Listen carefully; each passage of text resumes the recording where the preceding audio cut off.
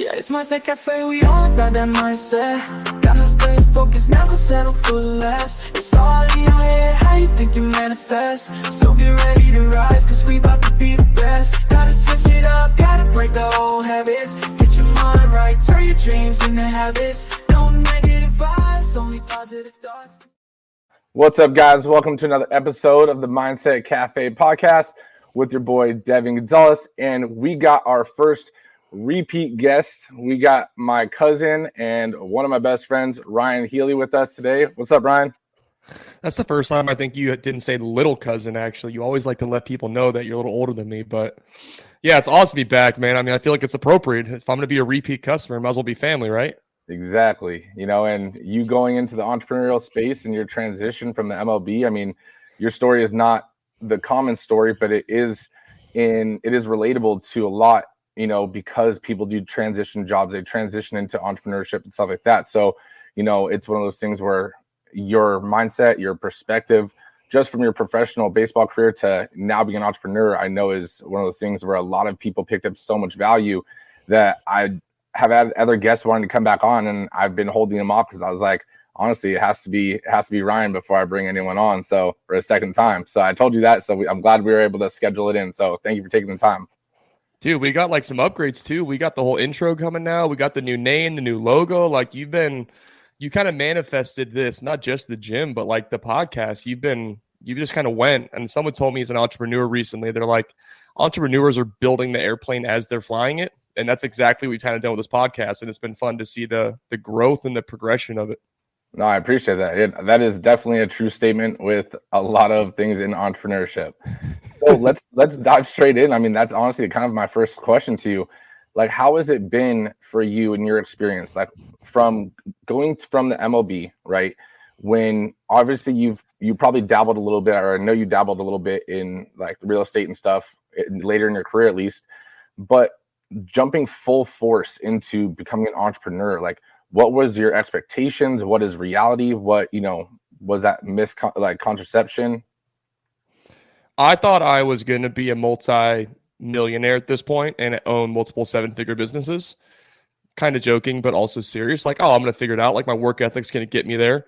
I think I definitely discredited the lack of experience that I have in just the understanding of business and working with people. And I think the thing that's transferred the most is just leadership quality and accountability. Like those are just baseball things at work. But I went from getting my ass kicked on the baseball field to getting my ass kicked in the business world and the real estate world, and trying to find ways to really love the process of learning, because every time I learn something new, I know that I can apply it next time and not make the same mistake twice.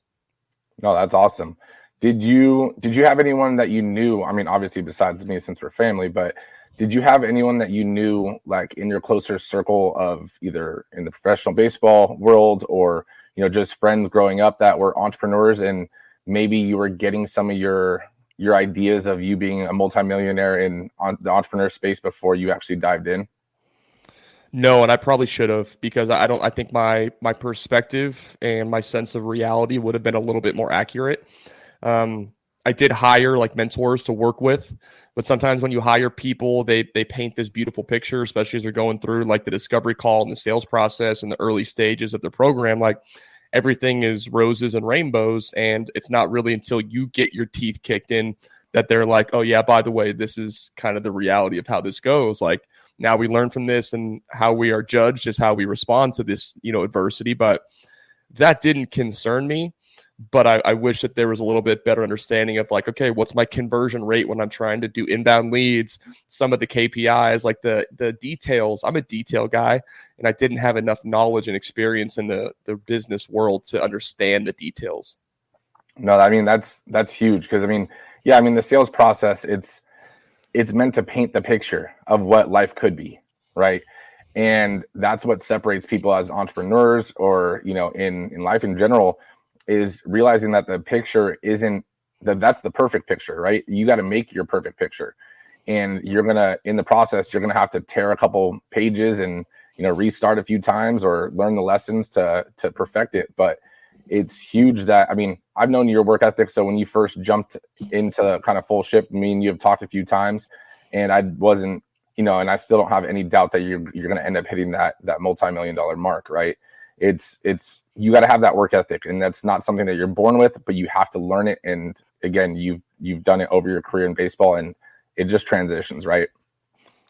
Yeah, I think the difference is like the telescope and microscope goals. Like I always had the telescope goals of the long-term vision of what I wanted. Like especially when I retired from baseball, I knew the life that I wanted to some regard, but I didn't understand the steps that I needed to take to get there. And when I was playing baseball, I knew the process. I knew the details. I knew the steps. And if you went out there and you got your ass kicked for a whole season, you hit really terrible, you made a bunch of errors, you go back home, you recalibrate, you set a process and steps to get back to the place that you want to be. In business, anytime something went wrong, it was like, whoa, that was a first. I didn't understand that. How do I learn from that? And then how do I not do that again? Right.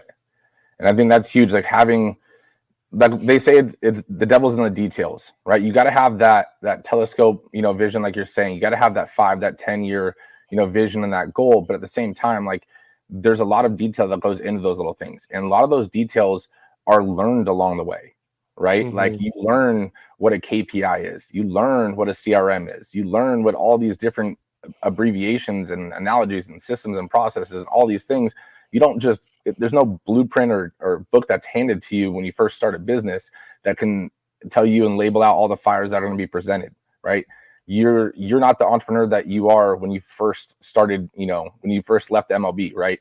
You've grown to who you are right now. And in a year, 5 years, 10 years, you're going to be that much better because you continually progress over time. Just like in baseball, you were not the same player when you were playing from the little leagues, right? Mm-hmm. There's skills, there's tools that are developed, and the only way they can be developed sometimes is time, right? Just like in anything. Like if you're a doctor and it's your first year and your first year of residency, like you're going to make mistakes, right? But then you become the person that gives the answers to those mistakes. 100%. I think I had a mental performance coach that I've been working with about 3 months ago, started working with him, maybe a little less. And he said something to me, and the ability for him to relate real life scenarios into analogies that I understand. He looked at me and said, Ryan, when you got drafted in the minor leagues, how many years did it take you to get to the major leagues? I was like, well, it took me about 3 years. He's like, okay. He's like, so why do you think that would be different right now on your entrepreneur journey? I was like, dang, okay. I didn't understand that. I thought it was going to happen now. I'm sitting here counting the dollars and trying to figure out how can I make more money. And I lost my focus on the impact that I can make with the people that I was working with or working for. And I just got so consumed by how much money can I make now. And the distraction was real. And it took me away from some of the focus and the improvements that I could have made in that short window when I was really, really spinning. No. And I mean, that's a huge lesson learned right there. Right. Because that goes for anything in life. So, I mean, yeah, you were in the minor leagues for a while and you became a better player through those 3 years. Right. Yeah. That's why you got the major deal. And that's why you got brought up and you stayed up. Right. You didn't get just up for a game and drop back down.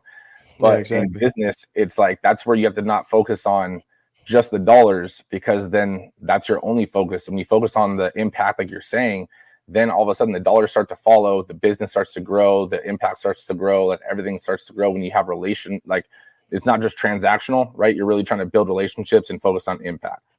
So with what you're saying, what are some of the biggest lessons that you've had to learn or that you've learned to this point? And, what was your biggest obstacle to learn the hard way? Man, I think what I just touched on is probably one of the biggest things that I've struggled with is just focusing on the income and not the impact that I can create out here in this world. And I think using my story that is a little bit unique, but also very relatable to a lot of people when you break it down to the nuts and bolts of it. I think putting my hand in too many pots, I really struggled. I could not say no to people.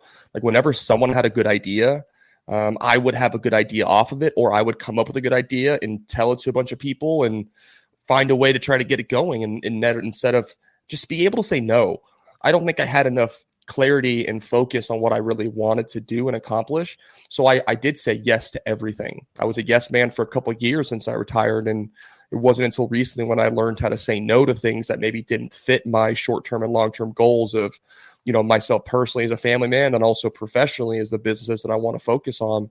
I spread myself too thin. I was overwhelmed and I had to take a big step back and, Fortunately, when we had our son in January, I was able to step back from a few of the jobs I was working and just kind of recalibrate. So I spent about a month or two recalibrating, and I feel like I'm in a better place now than I was 2 years ago when I retired from baseball. That's for dang sure. Oh yeah, I mean that transition. I mean, we talked then that transition is hard because your identity was wrapped up too in being a professional baseball player, right? Yeah, very much so.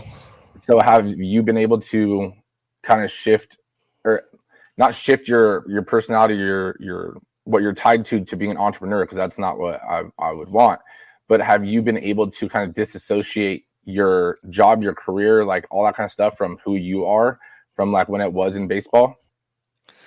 Yeah, I think I let baseball become my identity for so long. It was everything that I did in every second of every day, whether it was in season or out of season, was directed towards the performance on the baseball field. When that was all of a sudden taken away, I really had to figure out what mattered most to me. The blessed part for me is I had kids right when I stopped playing baseball. And I don't think that was a coincidence. I think that was supposed to happen because my identity now pivoted from a baseball player to now being a father, and then really being able to focus my energy on being a husband. And then obviously you cycle in and out of some of those things. And I think I lived for a little bit out of preference and not principle. And when I played baseball, I constantly lived out of principle. Everything that I did, like I said, was to better myself as a baseball player to help my team win more games. When I retired from baseball, I lived out of preference for a while. So I kind of did what I wanted, when I wanted, without any real rhyme or reason to it. And I thought that was freedom. And it wasn't. It was kind of shackling me to this unknowns on a day-to-day or week-to-week basis, where I'd wake up Monday morning and I got no idea what my week looks like. And then all of a sudden the anxiety sets in, and now I'm playing catch up.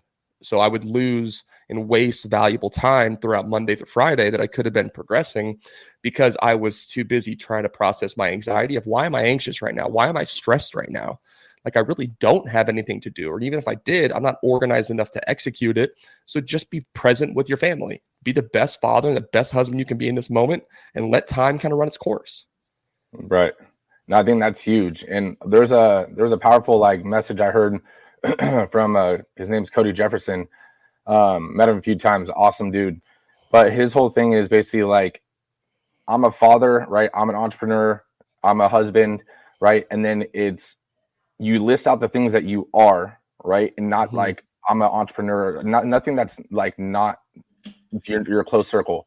And then, I sell, or I do this. I'm a baseball player because I'm a husband, or this is what I do, right? So it's everything that you do, it's for a reason. And once you know those core reasons, like you said, being a husband, being a father, like all those things, everything else just starts to make sense, and you do it, and you find your why real quick for all that.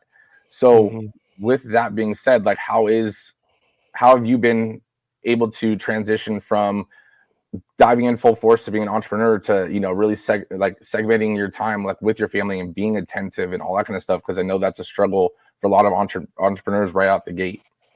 Yeah, definitely. And I think this is where some of my experience, and for me, like something I wrote down recently that I love is my confidence. Like, where do I get my confidence from? It's from my experience, my preparation, and I like to go back and watch some highlight reels to give me that little boost. So experience in the entrepreneurship space, I don't have a ton. So I had to find ways to reflect on my baseball career and pull some things that I learned throughout those decades of playing, what was transferable from my playing career to my entrepreneur career. And the number one thing that I found was my scheduling and my organization with my time management. When I played, I was very diligent with every minute of every day had a purpose, and I always lacked that in the entrepreneur journey. So I got to a point where I had to use my experience there to schedule out what an ideal day looked like for me. And since I work a couple different jobs and I run a couple different businesses, I had to have an A day and a B day just to make sure that I was hitting some of those key points. So, and to your point of family time, I schedule my family time. Like 5 o'clock is a hard stop for me. Like, unless I'm doing hitting lessons in the cage and I've had to make adjustments there of making sure that I'm stopping a little bit sooner, I've had to make sure that I'm writing down where I want my time to go, because every single person in this world has the same amount of time every single day. We all have 1,440 minutes to work with. It's what are you going to use with those minutes to really maximize your day that you have available to you. So scheduling everything out kind of leads into the second step of confidence for me, which is preparation. It allowed me to prepare for the day that was coming instead of reacting to the day that was here. I think those two things really helped me and gave me some confidence with being able to compartmentalize, stay focused and present on the things that needed my attention today, and then slowly kind of check things off my list and work through my schedule. I think that's huge. Like scheduling is key, right? I mean, I'm huge on schedules too. But no, you're definitely right. If you're reactive to things that are coming up in life, like one, it's stressful. Two, like you're always going to be like just uneasy, and then you're reactive to anything that happens, and then that comes off to your family. Your family doesn't want to ask you questions. They don't want to hang out with you because you're always in a bad mood or whatever. So being prepared is key, right?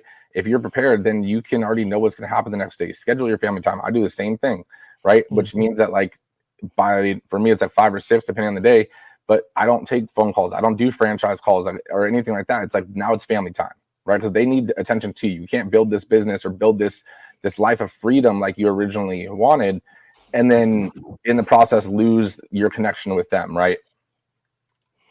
I felt that. I definitely lost the connection with my family, and I think that was the biggest wake-up call. It's like, okay, you go through why I made the decisions that I did to retire from baseball and go on the entrepreneur journey and be an entrepreneur to control some of my time and schedule. I did it so that I could spend more time with my family. All of a sudden it turned into like I was on my phone from 4 p.m. until 8 p.m. Like I never was fully present with, my daughter, my son, and my wife to be able to be that present husband and father I always wanted to be. And like this Apple Watch, I love this Apple Watch because it allows me to, not miss text messages and phone calls throughout the day. But it got to a point where like I'd be sitting on the couch at 6 p.m. trying to give my son a bottle, getting ready for bed. And I'm just bing, bing. And I'm like, I literally will take it off. I'll just chuck it. I'm like, nope, you no longer have access to me. See you later. I'll let you know when I'm available. So I've had to be better at that too, of like removing the access to Ryan so that I can be present for the people that matter most. No, I mean, that's huge. That's awesome.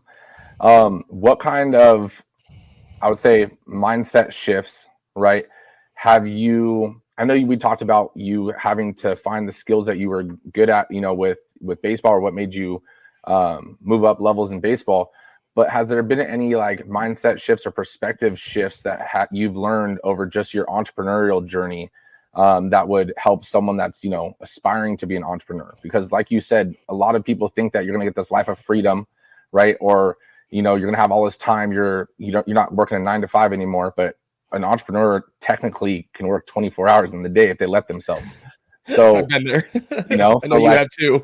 Yeah, 100%. And I've talked to you like when I was in the thick of it, and you were playing baseball, and I know you would just look at me like, dude, like, let's go to the shooting range. I'm like, dude, I can't. Like, I got this, and it was all. I just saw the world as fires, right? So it was like, what perspectives or mindset shifts have you had in just your entrepreneurial, journey? God, so many. I think perspective is my favorite word since I've retired from baseball, because for 31 years of my life, I lived in one perspective of a baseball player. Like that was just everything. And like, I couldn't understand that you had more important things to do instead of let's go hang out and go to the shooting range. Like I didn't understand. It doesn't mean I was trying to be a jerk about it, or I was discrediting what you were doing. I just didn't understand. Right. So I spend a lot more time understanding what people might be going through or where they might be coming from, and being less reactive to how it might make me feel, and spend more time understanding why does that person feel that way, or what is that person potentially going through right now. And something that's really stuck out to me, or that sticks with me now, is everyone's life and day is hard. If you have the luxury in your life to choose what your hard is, I think it's the most powerful thing in the world, because you choose that hard because it's your reason why. If your reason why is bigger than your hard that you're dealing with, it's gonna allow you to push through it no matter what. Just like you, I remember you sent me pictures and videos of when you were painting and decorating the gym right there, and it was hard. You guys were up late. You had family that was coming to help. You were probably working 16, 18-hour days there just trying to get it up and running, but you didn't care. It never felt like it was a grind or it was killing you. Maybe to some regard because of lack of sleep, but the why outweighed the hard, so you were able to push through some of that. And I think for me, as long as I'm able to maintain the ability to choose my hard, I know that I can take it head on because I've already done hard things in my life. I've already succeeded at the highest of levels. I've already failed at the highest of levels. Like, it didn't break me. It bent the hell out of me, but it didn't break me. So it just showed me that I have some resiliency and I have some skills that were developed over the 30 years of playing baseball. And I just have to figure out where I'm putting those skills to work in the entrepreneur journey. No, I think that's awesome. That's a huge perspective change. And I want to say it was 50 Cent that said it, but I might be mistaken. In an interview, right? He was saying that, being broke, it's hard, right? It's stressful, but being rich, it's hard. It's stressful, right? Yep. So going to the fact of what you said, like, you get to choose your heart, right? If you want to run a business, it's hard. If you want to, work a 9 to 5, it's still hard, right? Yeah. But you get to choose your heart. And if you choose and you realize that it's your choice, then at least the why behind that hard is a little bit more meaningful, and it doesn't feel like a grind, and it feels like you're actually molding your life. Because if you think about, we say as entrepreneurs, like, I'm in the grind, or I'm grinding right now. But if you think, like, when you grind something, you're wearing it down, right? Yeah. So instead of grinding, like, we're molding the life that we want. We're not losing any clay in the process, right? So that's one of the huge perspective changes that I had to learn too along the way. And I mean, that's something that, even I think when you first became an entrepreneur, like, we talked about it, but it didn't resonate because that's one of those skills that we talked about that you only get to learn through time. Like, it doesn't mean anything when someone tells it to you. I think the biggest piece too, to like your initial question, that's such a great point, Dev, is the one thing that I stopped doing when I was playing baseball in the later years is reflecting. Like, I stopped reflecting on my performance. Like, I have written up on my chalkboard right here behind the camera, it's the 3 steps of success. It's number 1 is prepare, number 2 is perform, number 3 is reflect. I would always prepare and always perform, but I never reflected. And the 1 year that I did reflect, I would go back after every game and I would write down about my bats, about how I felt in those at bats. It helped me bring closure to some of those moments. And I stopped reflecting. I don't know why. We just, as human beings, we forget the things that help make us successful, or maybe it felt like an inconvenience, the circumstances changed, whatever the excuse could be. I stopped reflecting. So I've had to start reflecting a lot more now, just because of how different my days can look, even though they're organized and scheduled. So every night I'll come into my office around 8 or 9 o'clock at night. I'll sit down on my journal. I'll write 3 things down that I did really well that day, and I'll pick one thing that I thought I could have done better at, that I feel like I lost control on. And it just helps me bring some closure to that day, so that when I wake up the next day, I know I'm already prepared for that morning routine. I know that I'm prepared for the first half of the workday, and I don't have to sit there and hang on to the day that just already happened. No, that's a huge one. And if you're listening right now, make sure you take note of that, because that's something that I've talked about before. And you might think it's dumb, but honestly, when you reflect, and believe me, just like you said, that I've gone through phases where I forget to do it, and then all of a sudden I'm like, man, I just need, like, why is this happening? And then all of a sudden I'll start reflecting again, and all of a sudden everything starts improving, right? Because when you can reflect and you can be critical of yourself, one, it helps improve your state of mind, your mental process of understanding why it happened, why did they do that, or what could they have felt. But also it allows you to grow your emotional intelligence, right? So you're not reactive in situations, and allows you to take a step back because you've already analyzed this. Because things are just like history. It repeats itself. Problems repeat themselves over time at scale, right? So when you've already faced that problem and know why that problem is happening, you're like, no worries, So I think that's a huge lesson, like, learned is, and believe me, you'll forget it again, and then you'll remember 100%. It again. Just remind me of it next time I forget, please. Thank you. Exactly. But with that, so reflecting is one of the answers to the next question that I'm going to ask you. But what else do you do in basically when you're stressed with business, with life? Like, what are the things or tools that you use to kind of alleviate that stress or help yourself basically overcome that feeling? That's a good question, because I think this is something that I talk with a lot of the people that I work with now, is almost like preparing for am I allowed to curse on here? I've already said yeah, you're good.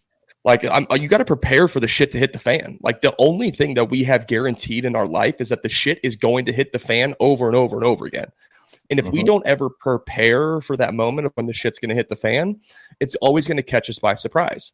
And I say this a little bit more confidently now because I have some systems and processes that I put in place to allow me to reset. For example, like a week ago on a Wednesday, I had a really, really distracted and rough first half of my day. It was 12 o'clock. I hadn't accomplished anything on my schedule or my to-do list to accomplish for that day. And I felt the demons start talking to my head. They started spiraling. They were picking up some momentum. I started listening to myself instead of speaking to myself, and I couldn't grab it. So the biggest thing that I do now is I'll meditate. Like, I will just lay on my office floor. I will close my eyes and I'll set a timer on my on my watch for 14 minutes and 24 seconds.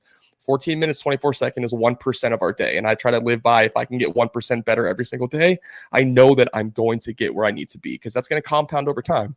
So I'll lay down on the ground. I'll meditate for 10 minutes or 15 minutes in that ballpark. And then I kind of have written up on my corkboard here, it's my personal MVP process. So it allows me to see some of my missions, my visions, and then my principles. And I can read through that statement to help my mind refocus. That converts the brain from me listening to it to now telling it what I want it to believe. So those are the couple things that I'll really do. But the meditation's been the biggest thing, because like, when the kids are screaming in the back of the car, you're driving with the wife, you can feel her blood pressure starting to rise. She's now stressed. I have a choice. I can either hop on that emotional roller coaster with her and be a part of that journey, or I can find a way to regulate my emotions in that time. So like the breathing cycles that I'll do is a 6 breath inhale, 2 second hold, 8 breath exhale. The 6-2-8, like repeating that as many times as I can. It just allows me to get present and keep that blood pressure down a little bit when the children screaming really wants to spike it up for me. No, I mean, that's awesome. I'm glad you explained it, because when you were saying how long you laid on the floor, I was like, where in the fuck did you come up with that number? And then I was like, bro, it flies by every time. So I'm like, I'm gonna waste 14 minutes of my day right now. Are you kidding me? I look at the time, I'm like, God, it's gonna be 10:27 by the time I'm done with this, and I could have done this. I'm like, dude, just shut up and just lay down. I wake up, I'm like, whoa. You said 14 minutes and 24 seconds, and I was like, why? That's such a rare. And I was like, okay, there's a meaning. Like, I'm gonna ask if you don't say it. So I'm glad you said it. It's so true though, right? Because you think 14, 15 minutes, it's, there's such a long time, and when you think about 1% of your day, like, damn, like, it's not even that long, right? I still got 99% of my day left. But what you're saying with like the breathing and stuff, have you read the book by Jay Shetty, Think Like a Monk? No, I have not. Okay, so I actually just recommended it to someone else the other day. It's a great book, but it reminded me of it because you were talking about the breathing. And in one chapter of the book, he actually talks about, I think there's, if I might be mistaken, but 9 different breathing techniques, one for like amping yourself up, one for calming yourself down, like this whole different breathing techniques, and there are different counts and stuff. So it's really cool, but I do recommend checking that out.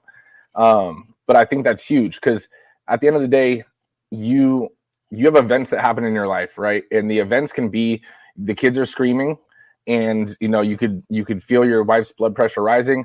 Now you have your basically outcome, or your response. So when your response is dictated by your emotional intelligence, how you react to the situation. So you can either choose to react by yelling at the kids at the back, telling your wife to just relax, whatever. But you have to realize your response is the outcome of the event, and your outcome is someone else's event. The event is unchangeable. So the kids screaming, your wife getting upset, like, you can't change that. Like, that's just how they feel.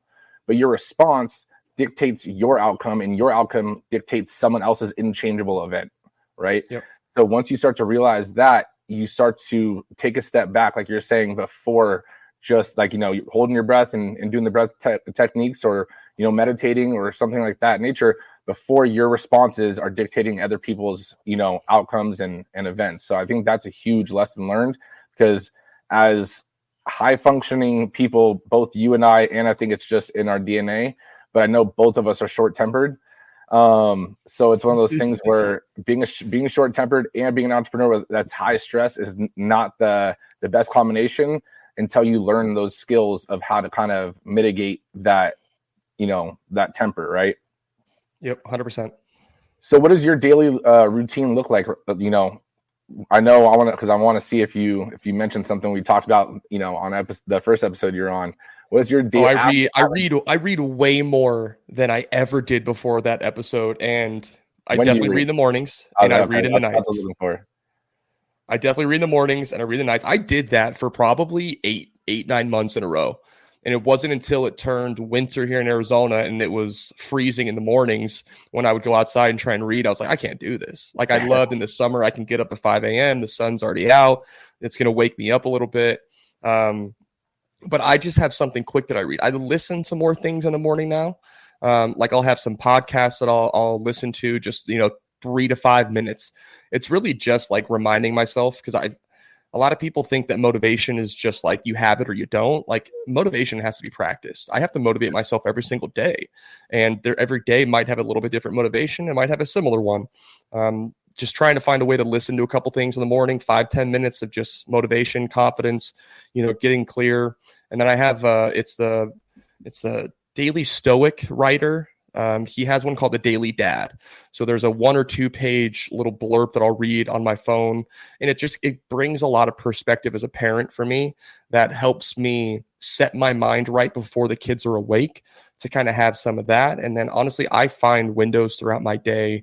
If I ever feel like I'm really struggling middle of the day, and I just can't get focused, I'll just set a timer on my phone for 10, 15 minutes. I'll read a book that's on my bookshelf behind me now. I have a bookshelf now, Devin. That's a big step for me. Never had one of those before. So I'll just grab a book and I'll read 15 minutes. I'm like, if I can't get any work done right now because I'm not focused, let me at least read for 15 minutes. Like, I might as well just, accomplish that one little task. And then before bed, I'll read a little bit as well. So now I have 3 to 4 windows of my day when I'm reading. And last time you and I had the podcast we recorded, I was like, yeah, man, I hate reading. I can't do this. Like, I had to force myself. I wasn't good at it.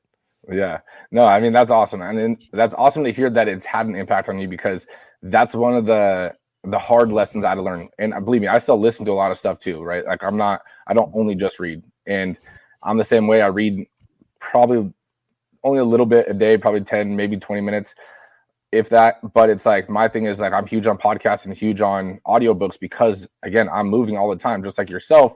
And it's easier to get that in. But it's one of those things where learning, like, everyone that's successful talks about reading. And I was like, well, shit, like, in high school, I always faked my book reports. I would buy the books or read the book that there was a movie on it, and I would just do it on the movie.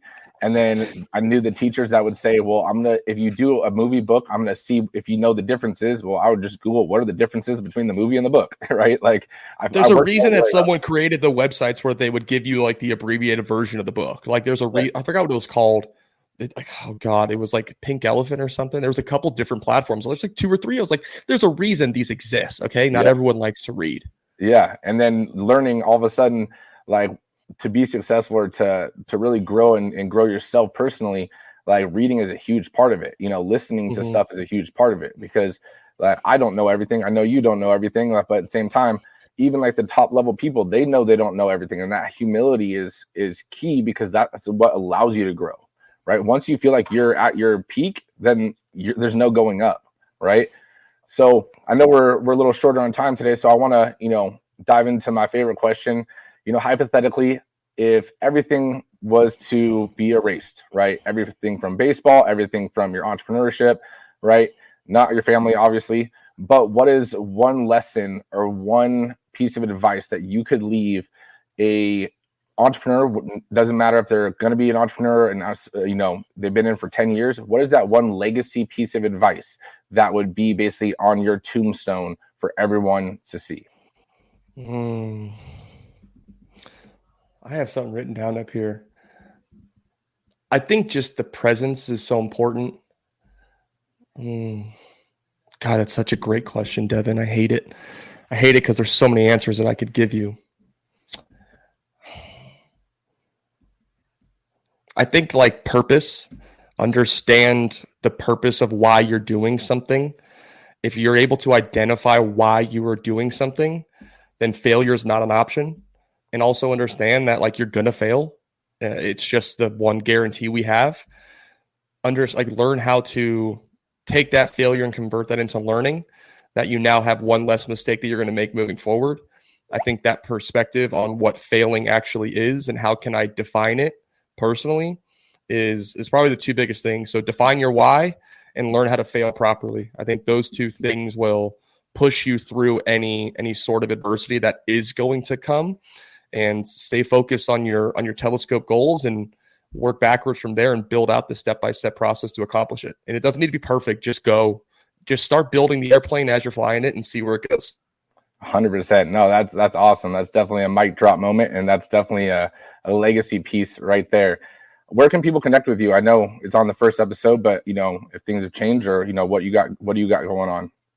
Dude, I'm on TikTok now. Did you know that? I did not. Are you on TikTok? I am. TikTok's wild, dude. Well, maybe we should find each other. I'm at Ryon.Healy. It's RYON.HEALY on TikTok. And then everything else, I'm RC Healy 25. Trying to change it so it's all uniform, but I'm active on Instagram. I'm active on TikTok, and then Facebook will get some stuff. But those are the two platforms I'm the most active on. Perfect. Well, if you guys are, listening to the show and you guys found value, which I know you did, so don't even fucking lie, make sure you guys share this with a friend, leave a review. And like always, guys, we appreciate y'all. We love y'all. Ryon, thank you so much for taking the time to hop on today. Oh, man, always a pleasure. I can't wait for our third time. It's coming soon. Oh, we will. No negative vibes, only positive thoughts. This in the game of life, mindset causes shots. Got my mind on the prize, I can't be distracted. I stay on my grind, no time to